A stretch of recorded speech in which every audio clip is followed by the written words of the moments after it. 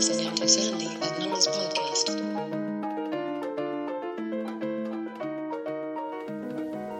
Hey, Nora. Hey, Sandy. How's it going? You know how fucked up it feels to have a winter like this? Ooh, like what? I mean, like, as you know, I'm in Los Angeles, so my winter, it's been pretty sunny in the last week, actually. It's been great. Tell me what your winter's like. Well, it's like a drought. Like, there's no snow. There's no snow at all. And the few times that there's a bit of precipitation, the temperature rises way above normal, rains, and then drops back down to, like, as it did this past week, going from +5 to -22 in a matter of like 8 hours. Ooh, rain over, that's weird. It sucks. And I guess that means there's lots of ice. Yeah, lots of ice. It's not great. Ugh. And you know what? I It's hate funny that. because every time, you ask me how I am or I ask you how you are, like, we almost always talk about the weather, but it does feel like it's omnipresent. So anyway, I will ask you too. I know. Well, look, the weather kind of dictates what we do, right? Like I feel like it's like this perennial joke that to talk about the weather is like the most Canadian thing. But I mean, no matter where you are, the weather can really have an impact on what it is that you are going to do during the day, on what you're going to eat, what you're going to be able to eat, what you're going to be able to exert, all sorts of things. So I don't think it's weird to talk about that. That said, this week, I was mostly inside, so the weather really had nothing to do with my own personal how things were going this week. But I'm doing okay. I'm a little like swamped with work this week, so I was like, feeling that. But as I am still in recovery for that awful fibroid surgery that I had, I am feeling a lot more like myself. I've been able to go for some runs. I've been able to return to capoeira, and that has been fantastic because, as you know, that for me is a lot of like how my community is, where my community comes from, where I live. And so it's been really, really wonderful to return to that. So I'm feeling more and more like myself again, which is really, really great. Oh, that's awesome. I'm so happy to hear that. But I will say I'm still frustrated because this week I went in for a follow-up, and I again had one of these experiences where I go in for this follow-up. A nurse comes in and asks me, "Are you here for this procedure?" and says an acronym, throws an acronym at me. Okay. And I say, "What is that?" And she says, "The procedure you're here for." And I say, "Well, you asked me if I was here for that procedure to determine if I was the right person. And now you're telling me that it's the procedure that I'm here for, but I don't understand that acronym." And she's like, "Oh, it's what you're here for sure. Like, given what you went through, can you just sign these documents so that the doctor can start?" And I was like, "No, but I don't know what you just said." I don't know what we're talking about. And therein started another case in which I was arguing and self-abdicating for a period of time that seems ridiculous, with someone who really felt dismissive of me knowing what it is that was going to happen next to my body. And so it felt like I was a burden, and that they were trying to rush through things. And that was really, really frustrating. And I didn't like it. And it's, again, a part of my experience with this uterine health debacle. And boo, do not like. Did you ever actually find out what the procedure was? I did. I insisted on the doctor coming in to explain it to me and to explain all the risks. And now this had been explained to me before, but the way that she had spoken to me about it was really confusing, and she wasn't able to explain it to me. She just kept insisting that I just needed to sign the documents and it was going to be fine because she's watched it happen multiple times before, and she's never seen anyone get hurt from it, but she couldn't really explain what it was. And then it turned out she was saying the wrong acronym and was calling it the wrong thing. So anyway, it was all quite a debacle. But I did, I just insisted on making sure that I could speak to the doctor. And When I do go in for procedures like this, if I'm alone, I'm like texting people that I know to make sure that I'm like keeping a record of these things. And that's sort of some of the things that we have to think about, that it shouldn't really have to be that way. And that's kind of frustrating. Yeah, that's totally shitty. Yeah, but the procedure went well and I'm all good now. I'm like even more moving into the recovery space. So that's great. Great. You must feel very thankful and lots of gratitude. I feel so grateful for, everybody who was a support during the time, the medical teams, my friends, some of our listeners who've reached out to provide support or good words. It's all been wonderful. And I know that we probably can extend some of my gratitude to even more folks. Do we have some people to thank this week, Nora? Yes, we do. Thank you so much to everybody who shared the podcast, who got us a new listener, spreading the good word of Sandy and Nora. Especially thanks to everybody who donated for the first time or changed their donation. Specifically, thank you to Grace, Lyndon, Amanda, Colin, Ephemeral, and S. Thank you so much for your support. Thank you so much. So, Nora, did you see the big news on pharmacare? I did. I did see it. I felt like I was having deja vu. Did we not literally announce what it was going to be last week based on a CBC article? I think we did. And were we correct once again? I mean, we can't call it yet, I guess. We can't quite call it yet, but I suppose there's a reason why you said I did with like a question mark at the end of your sentence instead of with like the confidence of someone who had seen massive news on pharmacare. Yeah. So this past week, the NDP went from the lines that you heard us talk about last week, where they were saying, the Liberals have to decide what side they're on, whether on the side of Big Pharma or they're on the side of the average working person.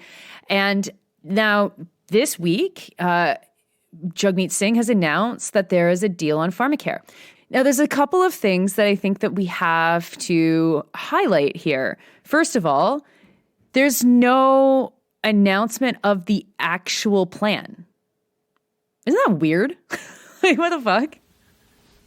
I thought that was so strange when I saw the news this week. It was like, yes, the pharmacare deal has been reached. And I was like, oh my God, let's read. And it was like, details to come. What? If there's a deal, why do we need to wait for details? What is the point in announcing the fact that there is a deal if we do not have details? Like who is at the helm here? Like both for the Liberal Party and the NDP, that seems very, very strange, a very strange thing to do.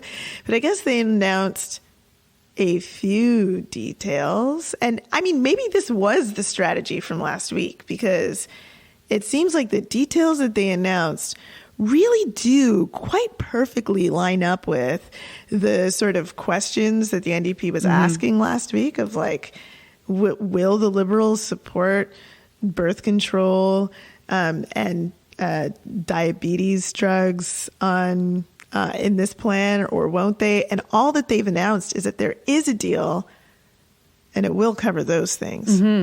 Yeah. So for me, if I was going to write the story of how a new national pharmacare program was announced, I would probably include the two sides of the bargaining table coming together, saying, look what we've done for Canadians. We've come up with this plan. Here is the plan. And here is the timeline for us implementing the plan. Allow Canadians to scrutinize it, for journalists to go through it, for industry people to react. And, there being some level of celebration and demonstrating the triumph of goodwill between opposing political parties. That is like the opposite of what has happened here. So I haven't seen anything other than Chrystia Freeland making comments about how this is not going to cost very much more money from the public purse. But it seems like the NDP, whether by part of the agreement or just because this is how they've decided to approach it, they've owned the message. Like this is all an NDP thing. And Sandy, I don't know if you saw, but Jagmeet Singh announced it, not in a press conference, But did you see how it was announced? No, I didn't. How was it announced? He did 2 television shows to announce it. One was Vasi Kapelas' show at CTV, and one was Rosie Barton's show at CBC. Okay. And so how was that scrutinized in those shows? Like how was it? It's just like those shows became the mouthpiece of the party for a second, or like how was it discussed? Well, I didn't watch either show. This was the news that was coming out on Friday because both shows, I guess, were releasing. Certainly Barton's show was releasing the details. The show's on Sunday. So that was like, announcing that this would be talked about this weekend. And in all of the stories that I have seen, it is just the details that we've all been told already, that it covers 2 drugs or 2 kinds of drugs, and that the plan will be made at some point public. It's like, what the fuck? What the fuck kind of I mean, I know we were talking about how last week the strategy was ridiculous, but it seems like even worse right now. Like that the NDP is trying to salvage something, because why wouldn't it be announced? Like what do they gain by not announcing it other than more intrigue, more mystery? Let's not derail too many discussions about whether or not all of this has been worth it, and just promising. And then the weirdest thing, today, Jagmeet Singh did a video announcing this. And in the video, he still talked about how they have to fight the Liberals and fight the Conservatives. And it's like, this is a deal with the Liberals. You're not fighting anybody, right? You're literally the opposite of fighting them right now. This is an incoherent message that is not going to resonate with anybody who can think. Yeah, that's really weird. And this sort of a weird announcement can only happen in a landscape where the media is so inept, right? Because all of the stories that I've seen on this from various different platforms just kind of announce exactly what the government would want it to announce, that a deal has been made, that it's going to be covering these 2 drugs, and we'll find out more later. But if I was a journalist, I think I would be like, what is the purpose of this? Like, why are you not telling us more about this? If there's a deal that has been reached and you are coming to the public to talk about it, then come to the public to talk about it. This seems like a really weird way to just, self-congratulate, some sort of self-promotion. And I would want to refuse using the media for that purpose. I would be really trying to ask, what is it that they are either afraid of talking about, still trying to figure out? Why has it taken so long? Has it been worth it? Has the deal that the NDP and the Liberals came up with been worth it? But none of the stories talk about any of that at all. They do read like government fluff pieces. Oh my God. Well, not to mention they're chasing this scoop just as much as the NDP is chasing them to promote the scoop. Yeah, it's really disappointing. Yes, but to be expected, because this is where we're at with politics right now. And I mean, it's very clear to me, and I'm sure we said this last week, but they're just setting this up to be an election issue, and that Canadians won't actually get any relief at all for a while. The other thing that I'll mention too is I saw one article, I think it was CTV, that just made this throw off comment that Quebec and Alberta are going to opt out.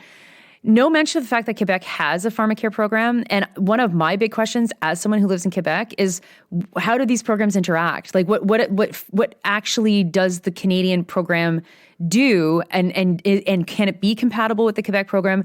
As I said last week, I don't even know what the Quebec program does, even though I live here and I buy drugs through it. So if Canada's program looks like Quebec, maybe it saves some money, but I can't tell you that it makes life much better for average people. But I don't know. And these are questions that we can't answer because we have been told to just trust them because they won't release a plan. Or at least they haven't released a plan yet. Maybe by the time you're listening to this, there's been a plan detailed already and we're totally wrong. Yeah, maybe. I mean, it should hopefully, we're recording this on Sundays as we usually do. The news on this came out late last week. And so maybe by Monday, there will be more information. But Nora, we tend to be right on this podcast. And if there's one thing I don't think we're about to be wrong on, it's this. I hope we're wrong. I do hope we are incorrect, but I have a sneaky suspicion we will be right yet again. And speaking of the media, did you see what happened at Vice? Oh my God, bloodbath. Bloodbath at Vice. So another online news platform bites the dust. Yeah. Yeah. And, Vice has always been the bête noire of journalism, right? Like this plucky, up and coming, different kinds of journalism, a journalism that you can't really expect in the mainstream, hiring the kinds of journalists that don't tend to get hired in the mainstream, always while there's a problem with their treatment of workers, and always while there's some sort of controversy swirling around how the place was run. But, this was supposed to be a platform that could do news a little bit differently.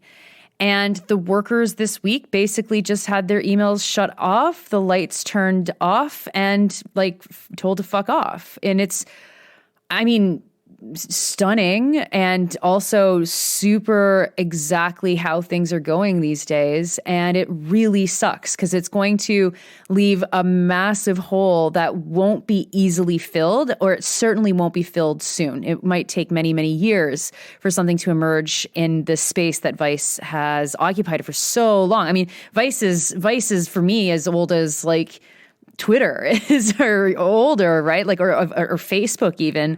And it's really wild to think about internet news without Vice. Yeah, I think another piece of this story, and again, this is another one of those stories of a journalistic outlet biting the dust, in which hundreds and hundreds of people are without warning getting fucked, and people at the top, I'm sure, are not going to be fucked. So what's going on there? Same old capitalism. But another piece of this story that's really interesting is that apparently the writers at Vice, and a bunch of contributors to Vice, had started to get anonymous tips telling them that they needed to back up the stories that were on the site, because it was possible that the entire site was going to be deleted, which is it's a really interesting issue with respect to just anything on the internet, how things become archived, whether they do become archived, the role of the Internet Archive, which is not, it's a great service, but the Wayback Machine, but it's also not run by any public entity. It's just kind of up to individual people who are stepping in, where governments everywhere have fully failed. But wow, could you imagine that all of this trove of information built up over years, tons and tons and tons of content that is important, that details and documents people's lives, their experiences, political machinations, all sorts of different things that Vice was more willing to tell than, say, mainstream media, could just be gone in an instant because of corporate mismanagement. Wow. That is the world that we now live in.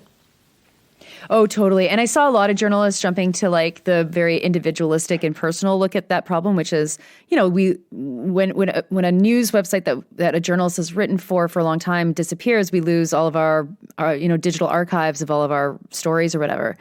And that's a problem. Of course, you should probably be saving that stuff if you actually do care and you do want to have a list of all the stories that you've been published, and it's not just somewhere on your computer already. But you're right. It's this erasure of fact and of history and of storytelling and of investigation that will make doing any more research in any place that Vice had actually done really good work a lot more difficult. And there's a whole bunch of fields where Vice is the place, you know, the far right notably, but not just the far right, also drug news, drug reporting. I mean, there's no North American outlet that is so consistently good and in depth as Vice for reporting about drugs. It's a disaster and it fucking sucks. And I mean, it's just, I personally have never written for Vice, so I don't look at this from my own perspective as like, oh my God, another place which I can't write for anymore. But I know a lot of people are thinking that, of course. It's really bad. It's a disaster. Yeah. Farewell. Yeah, farewell. Okay, so the topic of today's show, I mean, we're going to hit on a lot of different things, but Sandy, it's the second anniversary of Russia's invasion of Ukraine. Wow. Can you believe it? No, I cannot. Can you believe it? And can you believe that, like, what has changed about our engagement with this war? Because I do see that some other countries have changed, and some of the ways that folks are talking about this war have shifted.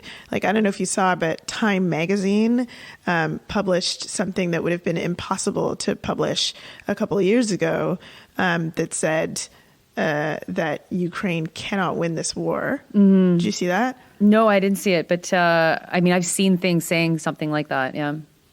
Yeah, the tide is kind of turning to start to discuss this in a way that, you know, perhaps it should have been discussed a long time ago, which is that this is going to be a very, very, without diplomacy, this is going to be a very, very, very long war in which many, many people will die and will continue to die, which, I mean, yes, like could have been, like, very obvious, could have been seen from the outset. And what did our bloodlust for war from the West get us? Well, you say could have been seen. I mean, so 2022, Sandy and Nora episode 180 was Why is Canada Gunning for a War with Russia? And I remember we took a lot of heat for that episode. I believe that episode actually landed Member of Parliament Nikki Ashton in trouble because she retweeted it, and Global News wrote a whole article that included her retweeting that episode as being like, what the fuck? You can't be against this. And, you know, Chrystia Freeland is back. She's there right now. In fact, she made comments, her pharmacare comments were made from Poland, from a military base in Poland. And yeah, looking back over the last 2 years, it's really, I mean, once again, we were so right, because it's obvious that when you go to war with something as big as Russia, something as powerful as Russia, a country as big as Russia, with a military that the Russians have, you need to have the full support of the United States, and then you risk blowing it into World War III. And in this calculation, Canada picked sides very early, picked sides well before Russia invaded, and has been a very strong supporter of war.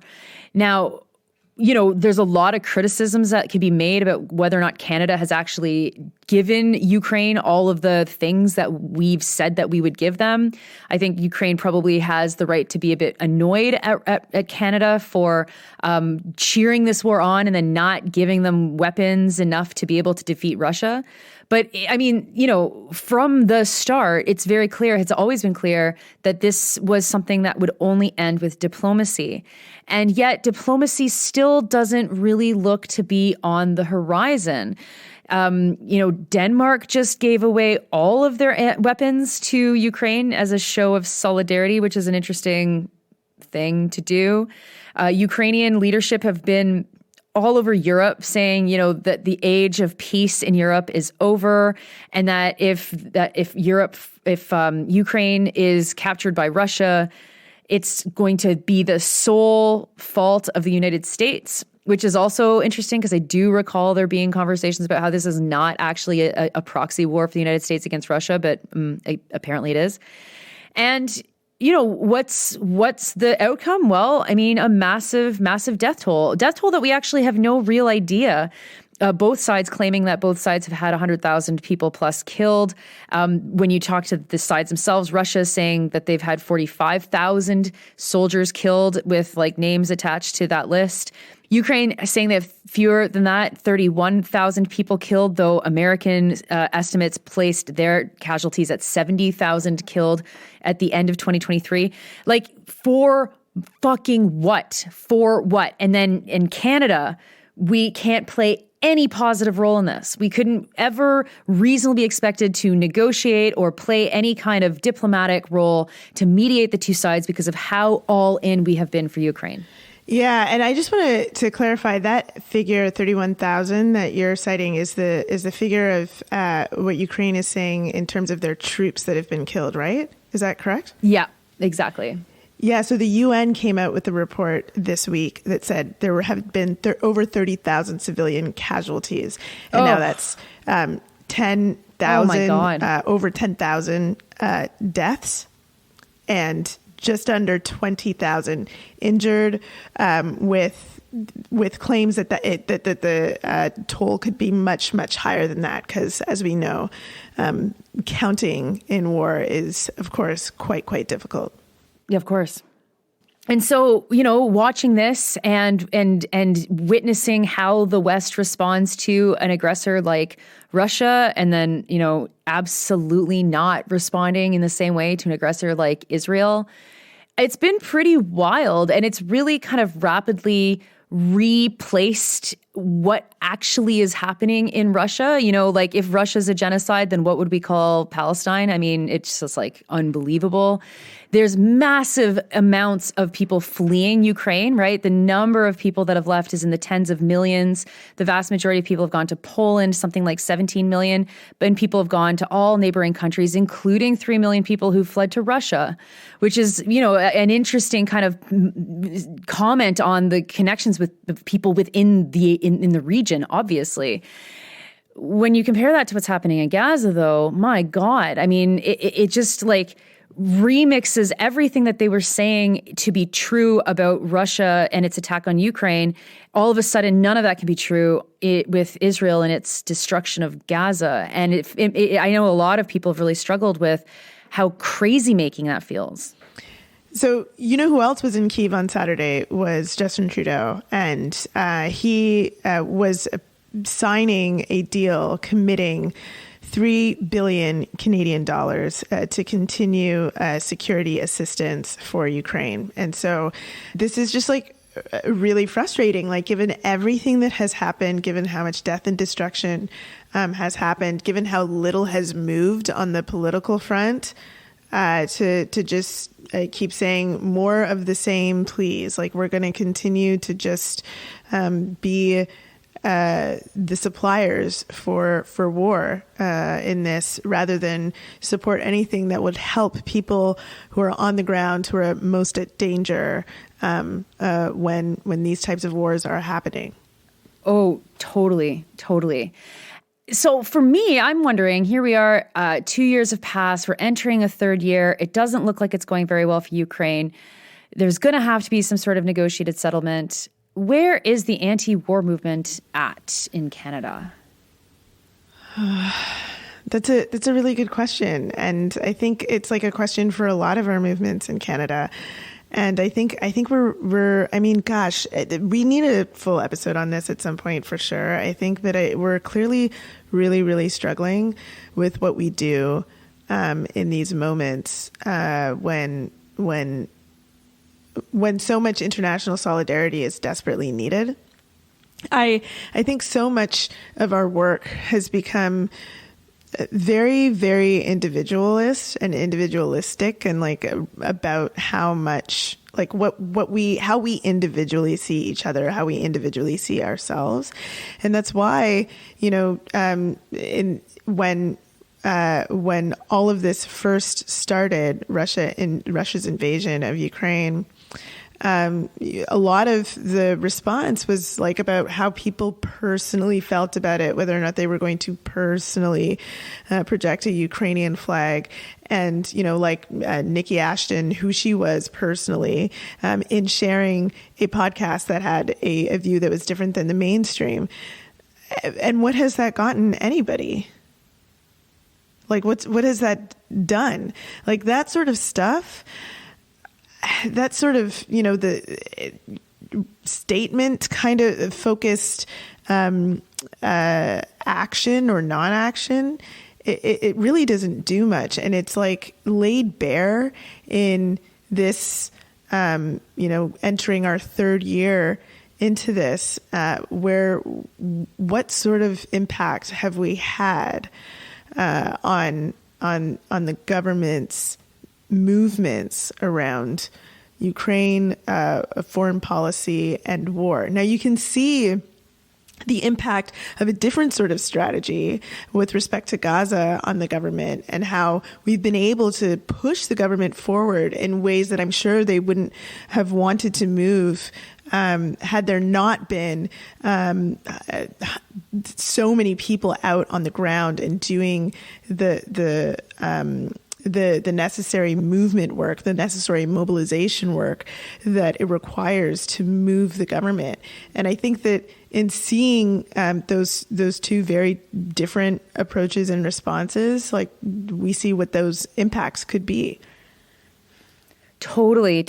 And, the learning while doing, the building things as we go along, the groups that had been there and were really fighting to bring attention to things like Canada's arms trade before all of the information came out about Canada giving weapons to Israel, like groups specifically like World Beyond War. All of a sudden, there was an ability to make mass education and mass coalescence of an anti-war sentiment. It's actually really incredible because, I think of where we were at last year when we had our Vancouver live show, and one of the questions was, where is the anti-war movement? And the answer is nowhere. I mean, there are people doing good work, but by and large, there's no national movement to speak of.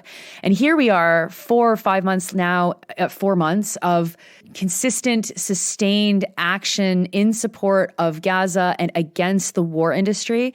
It's pretty amazing. And I don't know if you saw this week, Alex Kosh from The Maple was on a podcast episode with The Breach, and he was saying that the Canadian government has been using words like, we do not sell full weapons systems to Israel. And Kosh is the only journalist, I think, in Canada who's managed to find out how much money Canada has sent to Israel. We've mentioned his reporting a couple of times on the podcast, and that there's no full weapons systems made in Canada at all. And so it's like not actually truthful to say that that's the case, that instead Canada is sending things like scopes to Israel, which is not going to kill someone on its own, but it's going to be used to kill someone. Now we have the United Nations saying that, nations that are sending Israel weapons need to be considering whether or not they're aiding and abetting war crimes. So, these kinds of pressure, the pressure in the streets, pressure of critical journalists looking at the information and being, brave is like such a useless word sometimes because it doesn't take much bravery at all. But the bravery of writing a story that most journalists are not allowed to write, it's really, really important. And, while things are really, I think, clear in a lot of people's minds when it comes to Gaza, like as we said months ago, like no one is calling to arm Gaza to the teeth to fight back against Israel. And there are a few parallels like that with Ukraine. How do you stop an aggressive neighbor that's looking to destroy your country and absorb it? You need to have international pressure and you need to have diplomacy, unless you're okay with the death toll that will just go higher and higher and higher. So in addition to the ways that, people like average people on the ground can be so helpful or harmful depending on what our politics are, how our principles are aligned when it comes to war and whether or not we have good anti-war principles or understanding of how wars come to an end. I mean, so too has the media engagement on both of these wars that we're discussing been really, really critical to how governments respond. Media and the ways that they respond to what's going on can really either embolden a government to take particular steps or to, put skepticism where skepticism is due and hold politicians' feet to the fire, and require them to justify the outrageous amount of money that's being put towards killing people. And so with that, some of the news that's coming out of the New York Times reporting on the rapes. Oh my gosh. Nora, have you seen that? It's pretty stunning stuff. So if you have been paying attention, the main article from the New York Times that led the conversation around how the murderous campaign on October 7th also included a campaign of mass rapes and then just really horrific details related to those sexual assaults and to other kinds of assaults. It was kind of an interesting rhetorical thing that people felt they needed, I think, to be able to talk about October 7th as being it was bad. When you've got more than 1,000 people killed in a day, it's bad. I don't really know why you have to layer on the badness. It's already very, very, very, very bad. But this narrative arises that Hamas not only killed 1,200 people, something that we also know isn't exactly true, that the IDF also killed a lot of people that day. But anyway, in addition to killing 1,200 people, Hamas also committed these mass rapes. So people have been very skeptical of this because there is not much evidence of it. If I was going to say, Sandy, find me evidence of Israeli soldiers rifling through the private underwear drawers of women in Gaza, you could probably come up with 100 pictures of evidence from the last fucking couple weeks. The IDF soldiers have proudly shared that. So yes. Yes. And not only that, but they've also shared other snuff films, frankly, that are just disgusting and horrific. And we have pretty clear evidence of different kinds of war crimes.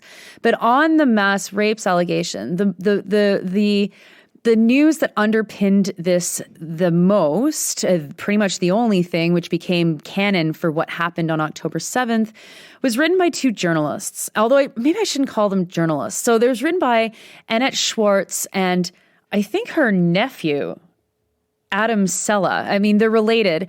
Neither of them are actually journalists. Annette is a filmmaker and has worked for the military in Israel, which, maybe isn't that surprising because everyone does have to do mandatory military service. But people have been picking apart this story pretty much since it was published. And now the New York Times has said they are investigating her investigation because there are too many things that are coming out that call into question the details of her initial report. Wow. Unreal to be one of the news outlets so responsible for the spreading of that story. And now to have to investigate, shouldn't that have been done in the first place? Isn't that part of the role of media? Isn't that how that's supposed to go? I feel like things are happening in an incorrect order here. Yeah. Well, except that, the New York Times switched to being a war propagandist mouthpiece pretty quickly. And, when we actually do need news about what is happening, and if mass sexual assault was part of October 7th, we need to know that, and we need to know who's saying that and what their credibility is. But one by one, these eyewitness accounts have fallen apart, and Israeli media has done a lot of work as well on this. I'm thinking of one show in particular that actually went blow by blow with a lot of the filmed evidence of male soldiers mostly saying what they saw, and how all of the most disgusting and horrific accounts were not actually true. It's at the best of times in a moment of war, the information war is just as important as the ground war. But this has all been the justification for the genocide that is ongoing. And this is where it gets to be so disgusting. If it was the justification for, bringing people to court, or the justification for further occupying Gaza or something, like not actually fully ethnic cleansing, wiping people out, creating mass starvation, destroying civil infrastructure, destroying hospitals, destroying universities, destroying cultural heritage sites that belong to many different people and really collectively all of humanity. It's pretty disgusting. And what makes me, like, on a very personal and kind of, selfish level, the number of fucking people that were like, you fake feminists won't even condemn this. It's like, fuck you, actually. How dare you use sexual assault as some way to justify genocide, as if you needed to. What is worse than massacring people? There's nothing worse than massacring people. But this white woman victimhood thing became the key argument for most of November for why Israel was just defending itself. Yeah, you're so right. And God, Nora, like I'm actually struggling to figure out what to say next because, yeah, you're so right. And it just feels so obvious. Like, hello, world. There is nothing that justifies genocide. Nothing. Zero. And arguing that there is something that does, you should look at whatever that is with high key suspicion and see whether it's been used consistently over and over again against other communities. It has, to try to justify terrible treatment of people. Like, it's disgusting that rape and sexual assault is used in this manner. And in fact, the feminist thing to do would be to always be vigilant when that sort of thing is happening and being like, actually, do y'all care about rape and sexual assault? How come the only time that you care about sexual assault and rape is when the supposed answer to such thing is to justify the murder of other people, to justify going after other people en masse and harming them? Why can't we deal with those problems and how they exist in our society in a real way? Like, it's really quite, like, it's just there's no justification for genocide. There never will be. And now here we are, right, at the end of February in 2024, and we can look back at the moment that was used as justification for Israel's onslaught and slaughtering of tens of thousands of people in Gaza ongoing. And we can look back at the justifications that were used to support the intensification of war in Ukraine. And, with clear eyes, I think, we should be able to say, okay, now we see how these things have been used. Now we see how these the ways that the rhetoric that was used was justifying something that isn't exactly potentially what anyone who was on the other side of these issues thought. And yet we could have seen those things right from the beginning, because none of this is brand new. None of this is something that is fully unique and has never happened before.